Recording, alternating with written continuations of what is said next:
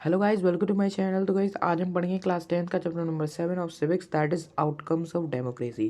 तो guys basically इस chapter में हम जो है डेमोक्रेसी के आउटकम्स पढ़ने वाले हैं। आउटकम्स मतलब हम उसके रिजल्ट्स को पढ़ने वाले हैं कि डेमोक्रेसी क्या इन रिजल्ट्स को पूरा करती है या फिर इन रिजल्ट पे जो है डेमोक्रेसी है या नहीं है। जो डेमोक्रेसी के रिजल्ट्स क्या हैं बेसिकली हम वही इस चैप्टर में देखने वाले हैं। तो इन नोट्स की वजह से हम ये जो है पूरा चैप्टर कंप्लीट करेंगे। So let's start. So democracy is a better form of government because देखो डेमोक्रेसी एक बेटर फॉर्म ऑफ गवर्नमेंट है, लेकिन वो क्यों है तो हम वो देखते हैं। क्लास 9th में भी आपने पढ़ा होगा बहुत कुछ डेमोक्रेसी के बारे में। तो आज हम इसमें डेमोक्रेसी के रिजल्ट्स ही देखेंगे और पहले देख लेते हैं डेमोक्रेसी इतनी बेटर क्यों है। तो इन पॉइंट्स की वजह से जो है डेमोक्रेसी बहुत ज़्यादा बेहतर है। प्रोमोट इक्वलिटी अमंग सिटीजन्स, जो डेमोक्रेसी होती है वो इक्वलिटी प्रोवाइड करती है यानी प्रमोट करती है सिटीजन्स के along. Enhance the dignity of individual, democracy individual की डिग्निटी को एनहांस करती है। Improve the quality of decision making, decision making की क्वालिटी को इम्प्रूव करती है यानी जो आप डिसीजन लोगे उसको जो है वो इम्प्रूव करती है। Provide a method to resolve conflicts, यानी अगर कहीं लड़ाई हो जाती है तो डेमोक्रेसी एक मेथड प्रोवाइड करती है उनको सॉल्व करने का। Allow room to correct mistakes, ये रूम भी प्रोवाइड करती है जो है आप अपनी वहाँ पे जो है गलतियाँ सुधार सकते हो। एक रूम नहीं होता लेकिन एक आप कह सकते हो वो देख सकती है चांस की आप अपनी जो है करेक्ट मिस्टेक्स कर सकते हो। अगर आपने पहले कभी गलती कर दी थी तो आप उसे अब करेक्ट कर सकते हो। तो ये तो कुछ पॉइंट्स डेमोक्रेसी के बारे में। Accountable responsive and legitimate government, अब ये कुछ डेमोक्रेसी के आउटकम्स हैं जो कि हम देखेंगे कि क्या डेमोक्रेसी अकाउंटेबल है, क्या रेस्पॉन्सिव है, क्या लेजिटिमेट है। तो चलो देखते हैं। अकाउंटेबल, पहले देख लेते हैं अकाउंटेबल क्या होता है, लेजिटिमेट क्या होता है और रेस्पॉन्सिव क्या होता है। अकाउंटेबल गवर्नमेंट हम उन्हें कहते हैं government that is answerable to the question of citizens, यानी ऐसी गवर्नमेंट जो कि आंसरेबल होती है सिटीजन्स के क्वेश्चन पर। यानी अगर हम डेमोक्रेसी से कोई क्वेश्चन पूछते हैं तो डेमोक्रेसी की जो गवर्नमेंट है वो आंसर करेगी, हमें उन क्वेश्चन का आंसर देगी और वो आंसरेबल होगी, तो वही होगी accountable. A government that is answerable to the questions of citizens. Transparency, the right and the means to examine the process of decision making, यानी ऐसा राइट जिसमें कि हमारे पास कि राइट एंड द मीन, ऐसा राइट जिसमें हमारे पास पूरी तरह से राइट है कि जो भी प्रोसेस डिसीजन मेकिंग का जो भी प्रोसेस है हम उसको एग्जामिन कर सकते हैं, ये हमारे पास राइट है। The right and the means to examine the process of decision making. Responsive government, a government that is respond towards the need of citizens, यानी ऐसी गवर्नमेंट जो कि सिटीजन्स की नीड की तरफ रेस्पॉन्ड करती है यानी रिस्पॉन्स करती है। अब देखो बहुत से जो है स्टूडेंट्स यहाँ पे वो हो जाते हैं कंफ्यूज कि रेस्पॉन्सिव क्या होता है फिर और अकाउंटेबल क्या होता है। देखो अकाउंटेबल तो हम उसे कहते हैं जो कि जैसे कि मान लो आप हो तो आपने गवर्नमेंट से कोई क्वेश्चन पूछा कि भाई आपने ऐसा क्यों करा है, तो गवर्नमेंट ने आपको उसका आंसर दिया कि हमने मान लो ये ऐसा वैसा इसलिए कर दिया है हमने, ठीक है। रेस्पॉन्सिव, आपने कहा कि हमें डैम चाहिए, हमें डैम बनवाना है अपने एरिया में, तो गवर्नमेंट ने क्या रेस्पॉन्ड दिया उस पर, वो बनवाएगी नहीं बनवाएगी, तो ये तो हो गया रेस्पॉन्सिव यानी वो रेस्पॉन्ड देती है। और आंसरेबल यानी कि वो अकाउंटेबल है। Legitimate, a government that is elected by people with their own choice, अब देखो डेमोक्रेसी कैसी भी है लेकिन वो हमारी गवर्नमेंट है, हमने वो चूज़ करी है तो वो लेजिटिमेट होगी। यानी अ government that is elected by people with their own choice, उनकी चॉइस से जो गवर्नमेंट इलेक्टेड होती है उसी को बोलते हैं लेजिटिमेट गवर्नमेंट। अब गाइस आते हैं नेक्स्ट टॉपिक की तरफ। तो गाइज अब जो टॉपिक है हमारा, democracy can be slow in decision making but the decision will very effective and efficient. अब देखो डेमोक्रेसी में क्या होता है, डिसीजन बहुत ज़्यादा स्लो आता है लेकिन जो भी डिसीजन आता है वो बहुत ज़्यादा इफेक्टिव आता है और एफिशिएंट भी आता है। तो यही है कि डेमोक्रेसी स्लो डिसीजन लेती है लेकिन वो अच्छा लेती है और अच्छा लेती है हमारे लिए डिसीजन जो है। इस डेमोक्रेसी कम्प्लीटली आइडल, क्या डेमोक्रेसी जो है कम्प्लीटली आइडल है?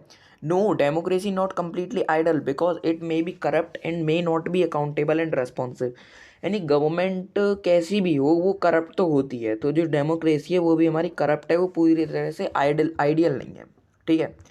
But democracy is legitimate because it is elected by peoples government. अब देखो पीपल सॉरी, डेमोक्रेसी जो है एक लेजिटिमेट गवर्नमेंट है क्योंकि ये जो है इलेक्ट करी गई है पीपल्स के चॉइस पर, पीपल्स ने अपनी चॉइस पे इसको इलेक्ट करा है, तो ये लेजिटिमेट हो गई। Peoples have expectations from democracy and they have rights to oppose democracy. अब देखो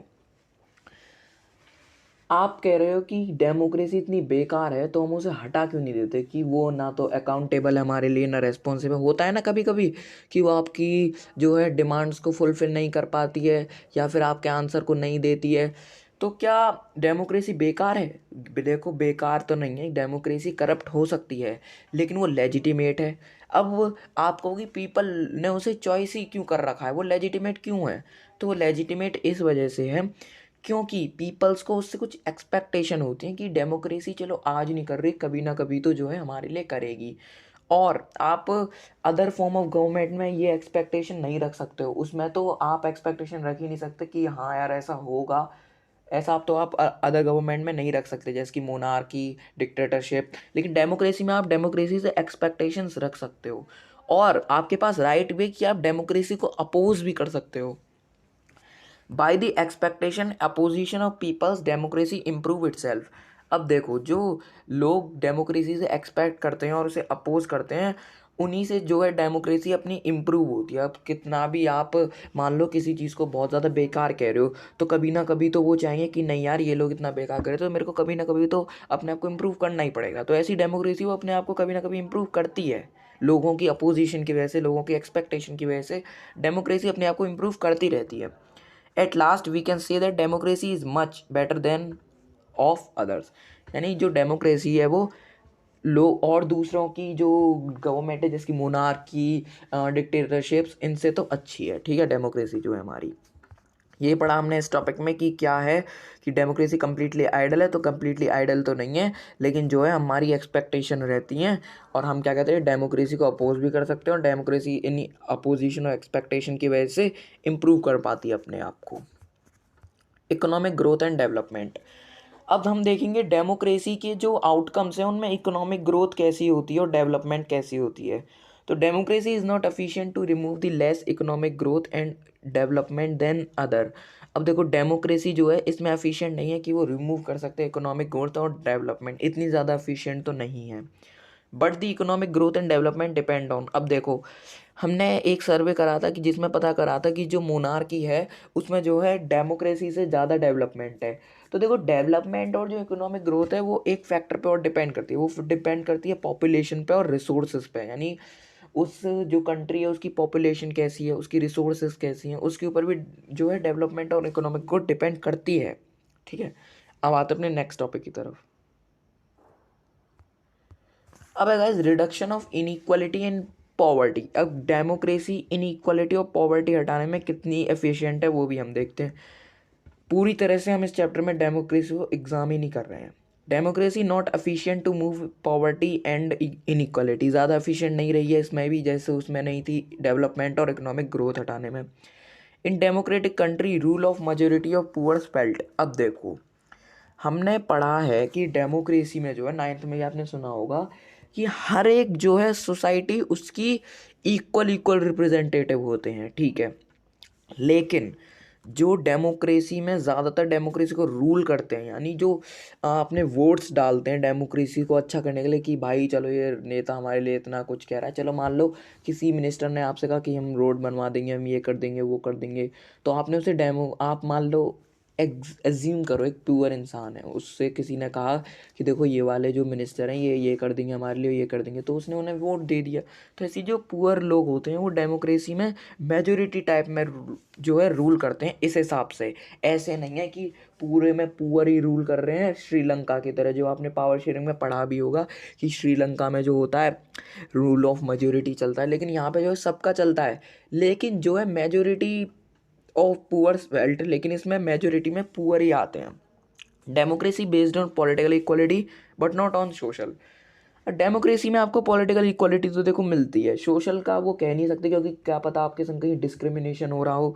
लेकिन हाँ, डिस्क्रिमिनेशन है तो डेमोक्रेसी ऐसा भी नहीं कुछ नहीं कर सकती। तो आप जाके कह सकते हो कि हमारे लिए डिस्क्रिमिनेशन हो रहा है, हमारे संग हेल्प करो, तो आप ये कह सकते हो, अपोज कर सकते हो इसको। लेकिन पॉलिटिकल इक्वालिटी तो मिलती है, यानी सबको वोट डालने का मौका तो मिलता ही है, चाहे वो पुअर हो चाहे वो रिच हो। In democracy also rich become richer and poor become poorer, ये तो आपको पता ही है। In democracy rich community which is smaller in number has world's wealth and poor which are large in number have only some part. अब देखो, जो democracy में रिच हैं वो बहुत ज़्यादा कम है, लेकिन उनके पास जो है वर्ल्ड की बहुत ज़्यादा वेल्थ है, यानी पैसा बहुत ज़्यादा है, लेकिन पुअर बहुत ज़्यादा है तो उनके पास पैसा जो है बहुत कम है। तो हमने यहाँ पे यही देखा कि डेमोक्रेसी जो है इनइक्वालिटी और पॉवर्टी को हटाने में भी इतनी एफिशिएंट नहीं है, लेकिन थोड़ी बहुत तो है और हम उससे एक्सपेक्ट करते हैं। और अगर आपके संग इक्वालिटी इनइक्वालिटी होती है तो आप उसको भी कह सकते हो कहीं पुलिस में जाकर, ठीक है, वो अलग का वो है। अकोमोडेशन ऑफ सोशल डाइवर्सिटी, यानी जो सोशल डाइवर्सिटी है हम उसको अकोमोडेट कैसे कर सकते हैं, यानी सही कैसे कर सकते हैं। In democratic country peoples face social diversity, होता है भाई, सब फेस करते हैं, कोई ना कोई तो करता ही होगा। We can't remove it but accommodate it, हम इसको पूरी तरह से रिमूव नहीं कर सकते लेकिन इसको अकोमोडेट कर सकते हैं। अब ऊपर ही बताया था भी कि आपके पास राइट है कि आप जाके कह सकते हो भाई मेरे संग जो है सोशल डाइवर्सिटी हो रही है, हमारी हेल्प करो। No majority community in terms of language religion can rule, it should be rule with minority. अब देखो वही बात आ गई, मेजोरिटी मैंने क्या बताया था, मेजोरिटी में जो होता है वो पीपल मतलब पुअर फेल्ट करते हैं, तो वो पुअर जो है ज़्यादातर रूल करते हैं कंट्री को, यानी वो अपना ज़्यादा शेयर देते हैं उसमें, रिच भी देते हैं और वो जो है आप कह सकते हो एक्सपेक्ट करते हैं कि डेमोक्रेसी हमारे लिए ये करेगी वो करेगी, और मिनिस्टर से अब एक्सपेक्ट करते हैं, इसलिए वो रूल करते हैं, मतलब वो वोट देते हैं। और ऐसी नहीं है, देखो मैंने अभी मेजोरिटी कम्युनिटी बताया ये चीज़ है, लेकिन ऐसी मेजोरिटी कम्युनिटी नहीं जो कि लैंग्वेज के बेस पे डिवाइड हो या फिर रिलीजन के बेस पे। यानी जैसे देखो श्रीलंका में था कि वहाँ पे जो सिनालास पीपल थे वो मेजोरिटी में थे इसलिए उनकी मानी जाती थी, नहीं, कोई भी लैंग्वेज के टर्म्स में मेजोरिटी कम्युनिटी या फिर किसी भी रिलीजन के टर्म्स में वो रूल नहीं कर सकती, लेकिन वो जो है माइनॉरिटी के संग रूल कर सकती है, यानी उसे माइनॉरिटी के संग जो है रूल करना ही पड़ेगा। अब देखते हैं आगे क्या आता है। अब देखो guys, majority society can come in power through votes, majority society देखो पावर में आ सकती है वोट्स के लिए, वोट्स के द्वारा, ठीक है।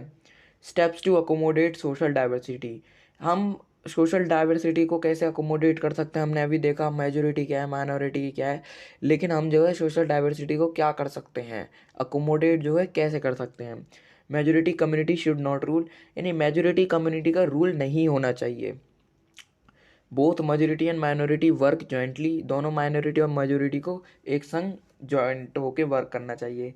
We can expect at least to remove it by democracy, हम डेमोक्रेसी से एक्सपेक्ट कर सकते हैं कि ये डेमोक्रेसी इसको एटलीस्ट रिमूव तो कर दे, लेकिन जो है रिमूव नहीं कर पाती, लेकिन हम उसे अकोमोडेट जो है कर सकते हैं, ठीक है। मेजोरिटी कम्युनिटी रूल नहीं कर सकती, अभी देखा था, और हम रिवाइज कर लेते हैं। और जो मेजोरिटी कम्युनिटी है लैंग्वेज रिलीजन के बेस पे वो भी रूल नहीं कर सकती। डेमोक्रेटिक कंट्री में पीपल्स डाइवर्सिटी, जो सोशल डाइवर्सिटी है उसे फेस करते ही करते। Dignity and freedom of citizens, यानी सिटीजन्स की जो है डिग्निटी और फ्रीडम कैसी है डेमोक्रेसी के अंदर। In democracy the historical narrative that position of women, caste system etcetera is very old but nowadays peoples have their dignity as well as freedom. Democracy में historical narrative से देखें, यानी history से देखें हम, तो जो है वुमेन की पोजीशन, कास्ट सिस्टम ये चला ही आ रहा है और ये बहुत कॉमन था पहले, लेकिन अब लोगों के पास जो है डिग्निटी आती जा रही है, फ्रीडम भी आती जा रही है। Some peoples also faces problems like caste system but democracy provide them a method to resolve। अब देखो मैंने यही समझाया था कि डेमोक्रेसी में वो तुम्हें प्रोवाइड करती है मेथड की, तुम जाओ यार अपनी जो भी प्रॉब्लम्स हैं उन्हें बताओ, लेकिन लोगों के ऊपर डिपेंड करता है, लोग उसे यूज़ करते हैं उस मेथड को या फिर नहीं करते हैं। In democracy we can accommodate these problems and expect much from democracy but in non-democracy we can't do this। Simple सी बात है, डेमोक्रेसी में एकोमोडेट ये प्रॉब्लम्स हो सकती हैं और हम उससे जो है एक्सपेक्ट भी कर सकते हैं, लेकिन और कोई कंट्री में एक्सपेक्ट तो कर ही नहीं सकते, किसी भी नहीं। Democracy provide a moral and legal force to accommodate this problem, democracy provide करती है मोरल और लीगल फोर्स इन प्रॉब्लम्स को अकोमोडेट करने के लिए। इस चैप्टर में यही था कि डेमोक्रेसी जो है ख़त्म हो चुका है चैप्टर, कैसे उसके रिजल्ट्स हैं, कैसे वो इन चीज़ों को हटाती है। हम डेमोक्रेसी में हटा तो पूरी तरह से नहीं सकते हैं, लेकिन एक्सपेक्ट कर सकते हैं और अपनी जो भी प्रॉब्लम्स हैं उन हमारे पास मेथड है और हम उन्हें जाके सॉल्व कर भी सकते हैं। यही था chapter. Thank you very much for seeing this video and please like share and subscribe.